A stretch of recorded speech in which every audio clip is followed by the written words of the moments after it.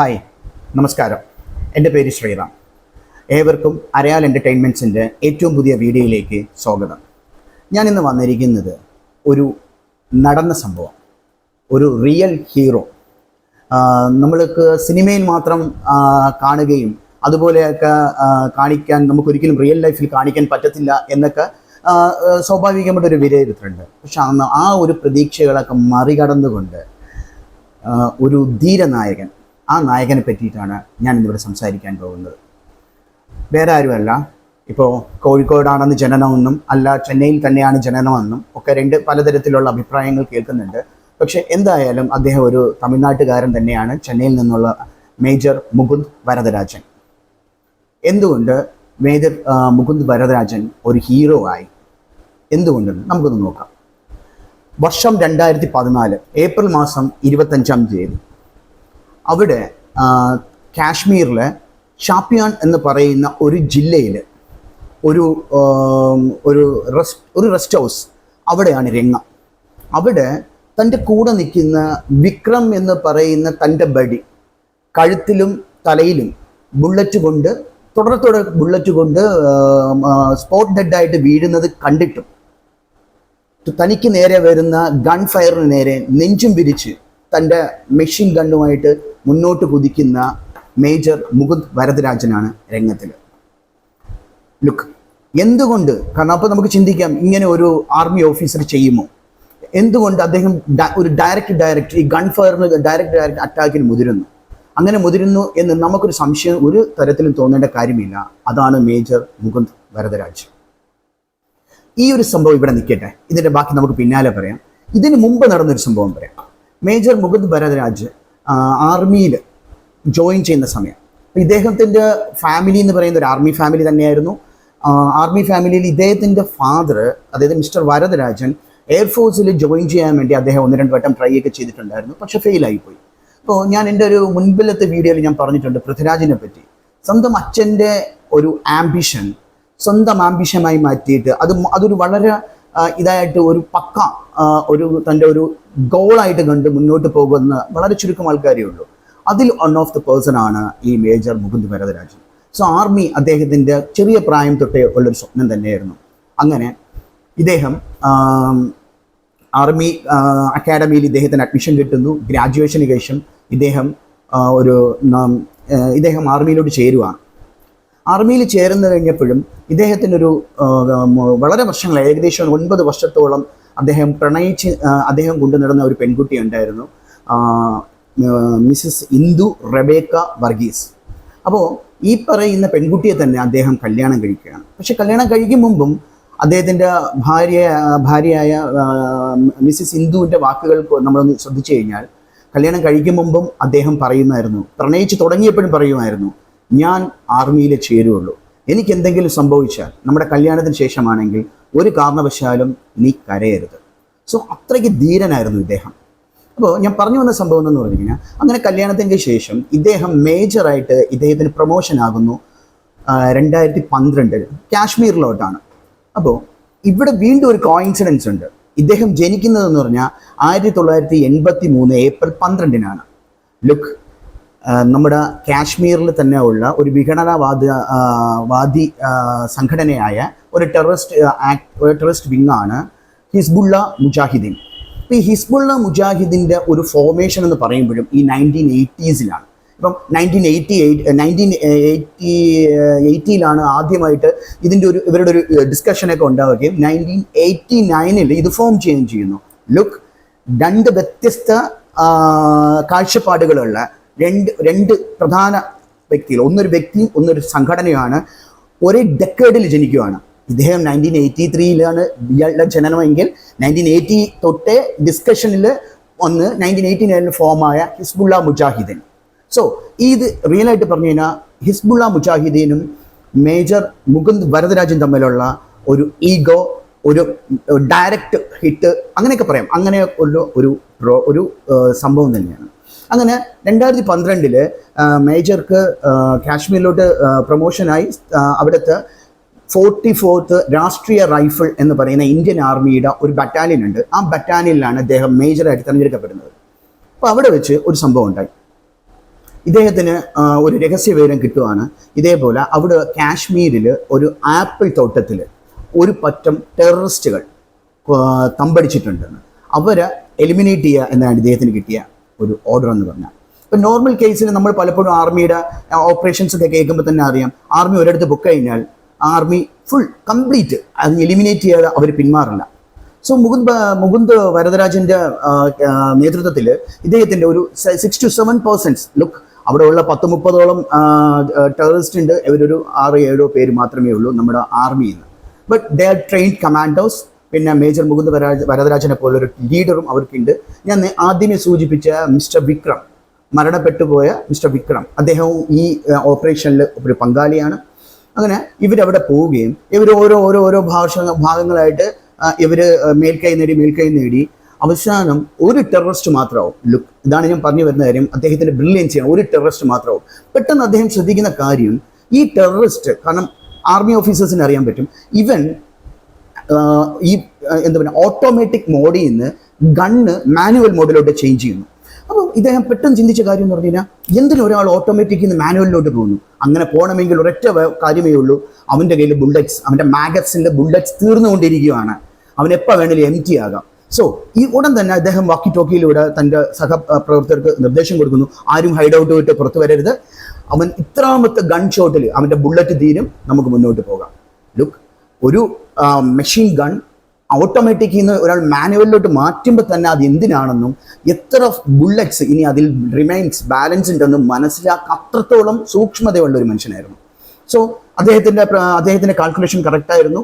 അദ്ദേഹം പറഞ്ഞ കൃത്യം അത്രാമത്തെ ഗൺ ഷോട്ടിൽ മറ്റവൻ്റെ ബുള്ളറ്റ്സ് തീരുകയും അവിടേക്ക് നമ്മുടെ ഇദ്ദേഹത്തിൻ്റെ ട്രൂപ്പും ഇരച്ചു കയറുകയും അവനെ ജീവനോടെ പിടിച്ചു. അതാണ് ചിന്തിക്കേണ്ട കാര്യം, അവനെ ജീവനോടെ പിടിച്ചു.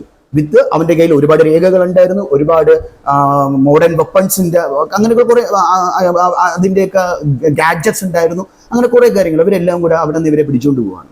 അപ്പോൾ ഈ ഒരു സംഭവം ഇദ്ദേഹത്തിൻ്റെ സഹപ്രവർത്തകരിൽ നിന്നും ഇദ്ദേഹത്തിൻ്റെ കമാൻഡിങ് ഓഫീസർ അറിയുവാണ്. ഈ കമാൻഡിങ് ഓഫീസർ കാരണം ഇന്ത്യയിലുള്ള അതായത് ഒരു എല്ലാ സ്റ്റേറ്റ്സിലും ഉള്ള മേജർ പട്ടാളക്കാരുടെ ഇടയിൽ ഇദ്ദേഹം ഒരു ഹീറോ ആയി മാറുവാണ്.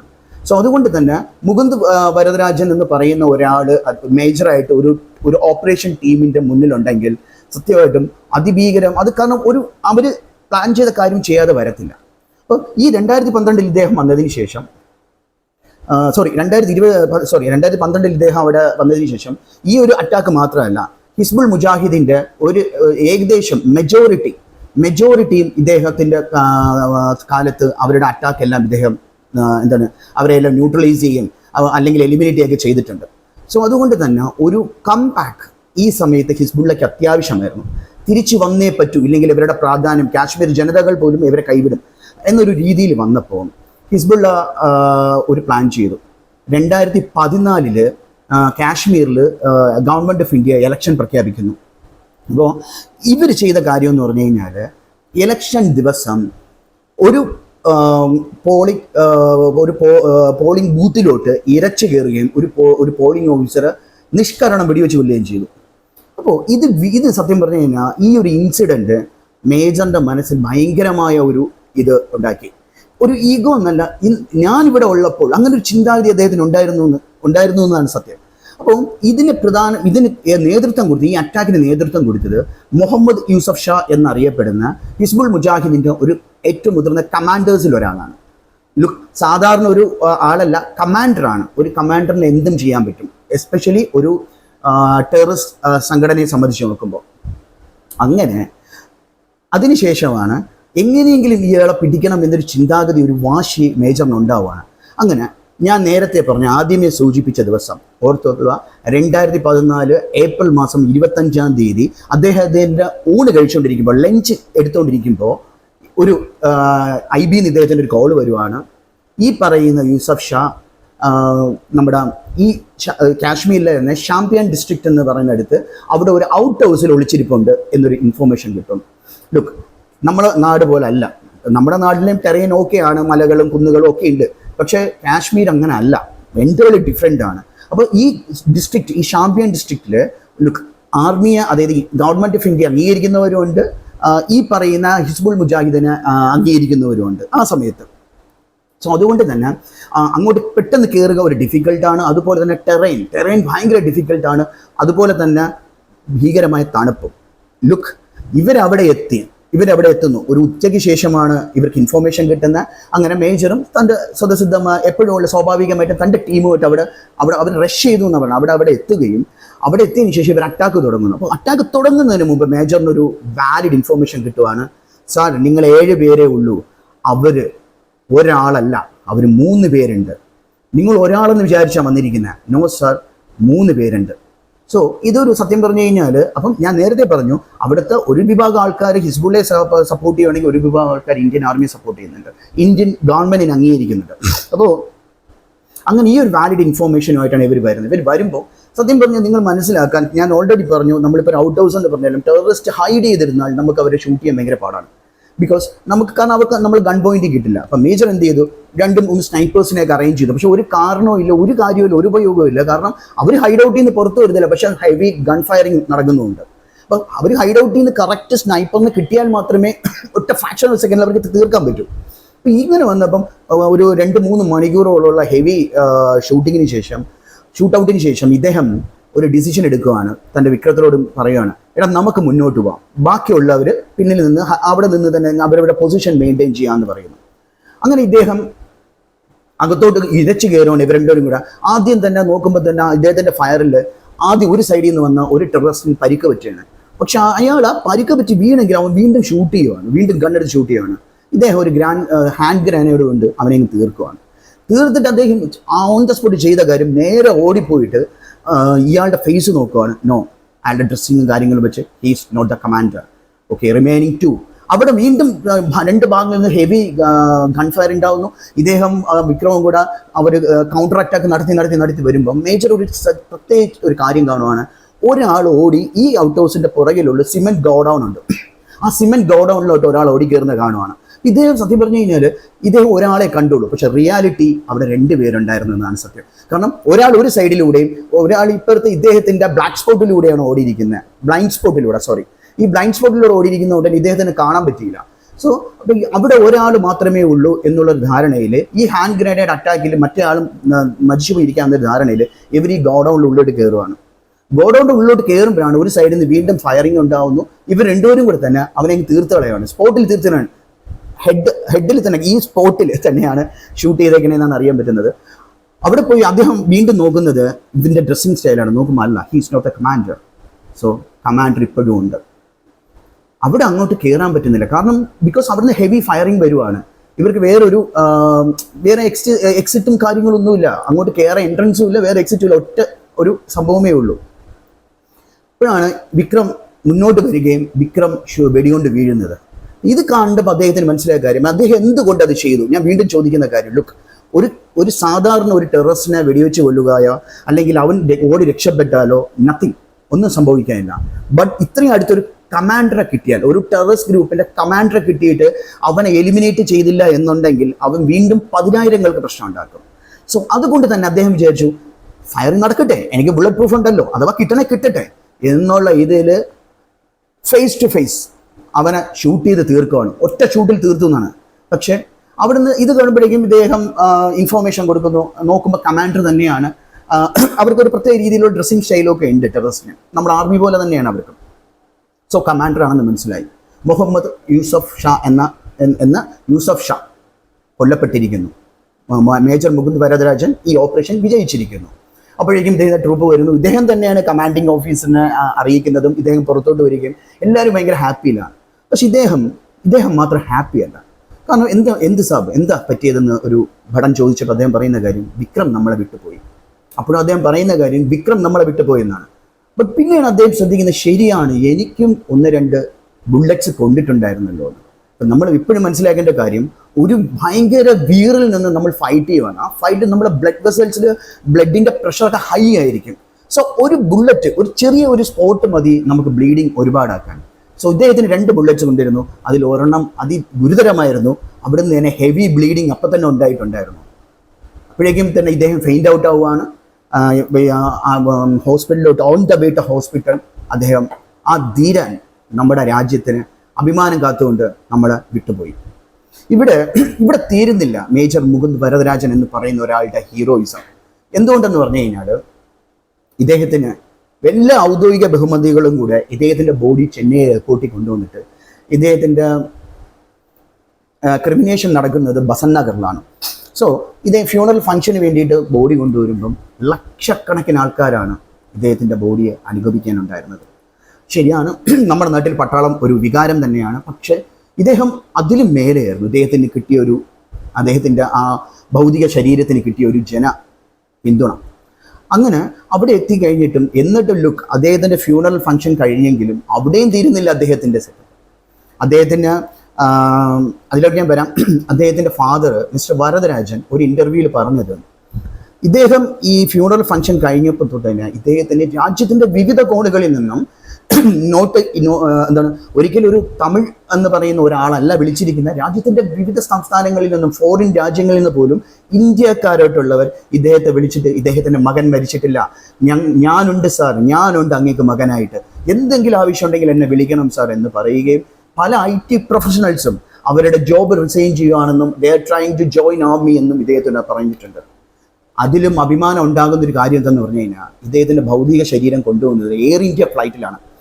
അതിൻ്റെ പൈലറ്റ് പോലും ഇദ്ദേഹത്തിനെ വന്ന് കെട്ടിപ്പിടിച്ച് ഹഗ് ചെയ്തിട്ട് കരഞ്ഞുകൊണ്ട് അഭിമാനപൂർവ്വം പറഞ്ഞു, നിങ്ങളുടെ മകൻ മരിച്ചിട്ടില്ല, ഞാനും എൻ്റെ ഈ ജോബ് റിസൈൻ ചെയ്യാനും ആർമിയിൽ ജോയിൻ ചെയ്യാനും ആഗ്രഹിക്കുന്നു, താല്പര്യപ്പെടുന്നു. നോക്കൂ, ഏതൊരു അച്ഛന് കിട്ടും ഇത്രയും അഭിമാനപരമായൊരു കാര്യം, ഒരു മകൻ. ഇനി ഈ മുകുന്ദ് വരദരാജ് എന്ന് പറയുന്ന ഒരാൾ അയൺമാനാണ്. സോ അദ്ദേഹത്തിൻ്റെ ഭാര്യയും ഒരു അയൺ ലേഡി തന്നെയായിരിക്കും. സോ അദ്ദേഹത്തിന് കൊടുത്ത വാക്ക്, ആ വാക്കിൻ്റെ പുറത്ത് ഒരാളുടെ മുമ്പിൽ പോലും അവർ ഒരു ഡ്രോപ്പ് പോലും അവർ കണ്ണുനീർ വീഴ്ത്തിയിട്ടില്ല എന്നത്. 2015 അന്നത്തെ രാഷ്ട്രപതിയായിരുന്ന പ്രണബ് മുഖർജിയിൽ നിന്ന് ഇദ്ദേഹത്തിന് ലഭിച്ച അശോക ചക്ര കൈനീട്ടി മേടിക്കുമ്പോൾ പോലും, സ്വീകരിക്കുമ്പോൾ പോലും അവർ ഒരു കണ്ണുനീര് പോലും അവർ വീഴ്ത്തിയിട്ടില്ല. ആലോചിച്ച് നോക്കൂ, ഒരു മനുഷ്യൻ, ഒരു സാധാരണ രീതിയിൽ ഉള്ള ഒരു മനുഷ്യനായിരുന്നു ഇദ്ദേഹം. നമ്മൾക്കെല്ലാം സത്യം പറഞ്ഞാൽ ഒരു പ്രചോദനം തന്നെയാണ്. ഇനി ഞാൻ പറയാൻ വന്ന കാര്യം, ഇദ്ദേഹത്തിൻ്റെ ഫ്യൂണറലിന് ശേഷം നമ്മുടെ ഇളയ ദളപതി വിജയ് ഇദ്ദേഹത്തിൻ്റെ മകളെ കാണാൻ പോയി. അന്ന് ഇദ്ദേഹം മരിക്കുമ്പോൾ 3 വയസ്സ് മാത്രമേ ഉള്ളൂ ആ കുട്ടിക്ക്. ആ പെൺകുട്ടിയെ കാണാൻ പോയ ഫോട്ടോസും വീഡിയോസും ഒക്കെ സോഷ്യൽ മീഡിയസിൽ ആ സമയത്ത് ഭയങ്കര വൈറലായിരുന്നു. എന്തൊക്കെ പറഞ്ഞാലും മേജർ വരദരാജ് ഒരു ഹീറോ തന്നെയാണ് കേട്ടോ. ഇനി അതുപോലെ തന്നെ എനിക്ക് നിങ്ങളോട് പറയാനുള്ളൊരു കാര്യം, ഇദ്ദേഹത്തിൻ്റെ ഇപ്പം ഞങ്ങളുടെ ചാനലിൽ ഒരു 2 ദിവസം മുമ്പ് ഒരു പ്രോഗ്രാം വന്നിട്ടുണ്ട്, അമരൻ എന്ന് പറയുന്ന ഒരു മൂവി. അതിൻ്റെ ഒരു ആക്ഷൻ കട്ട് സീക്വൻസ് ഒക്കെ വന്നിട്ടുണ്ടെന്ന് അതിനെപ്പറ്റി എൻ്റെ കോവർക്കർ അതിനെ റിയാക്റ്റ് ഒക്കെ ചെയ്തിട്ടുണ്ടായിരുന്നു. ഈ പടം മേജർ മുകുന്ദ് വരദരാജനെ പറ്റിയിട്ടുള്ള അദ്ദേഹത്തിൻ്റെ കഥയാണ് ആ സിനിമ. അപ്പം നിങ്ങളെല്ലാവരും ഞാൻ പറയട്ടെ, ഇതൊരു പെയ്ഡ് പ്രൊമോഷനൊന്നുമല്ല. കാരണം ഞാൻ ഇങ്ങനെയുള്ള പടങ്ങൾ, നമ്മുടെ ചാനലിൽ ആദ്യമായിട്ട് വന്ന പടം ഫൈറ്റർ എന്ന് പറയുന്ന പടത്തിൻ്റെ ഒരു തിയേറ്റർ റെസ്പോൺസോടെയാണ് നമ്മൾ തുടങ്ങുന്നതാണ്. സോ എനിക്കിങ്ങനെയുള്ള ആൾക്കാർ ഞാൻ വളരെയധികം ആരാധിക്കുന്നു, ബഹുമാനിക്കുന്നു. സോ അതുകൊണ്ട് തന്നെ എല്ലാവരും ആ പടം കാണാൻ ശ്രമിക്കുക. നല്ല പടമായിരിക്കും. ശിവകാർത്തികേയനൊക്കെ അഭിനയിക്കുന്ന പടമാണ്, കമൽഹാസൻ്റെ പ്രൊഡക്ഷനാണ്. സോ ഞാൻ ഇതുമായിട്ടല്ല, അതിപ്പോൾ അദ്ദേഹത്തെ അത്രയും ഒരു ധീരനാണ് അദ്ദേഹം. അല്ലെങ്കിൽ അങ്ങ് ഒരു വലിയ ടീം വന്നിട്ട് ആ സിനിമ അവർ എടുക്കാൻ ശ്രമിക്കത്തില്ലല്ലോ. So once again major Varadaraj നമ്മുടെ എല്ലാവരും മനസ്സിലിരിക്കട്ടെ. ഏപ്രിൽ മാസവും മനസ്സിലിരിക്കട്ടെ. ഏപ്രിൽ 12 ജനിച്ചു, അതേ മാസം 25-ാം തീയതിയാണ് അദ്ദേഹം മരിക്കുന്നത്. So a big salute to mister major Varadarajan and signing of.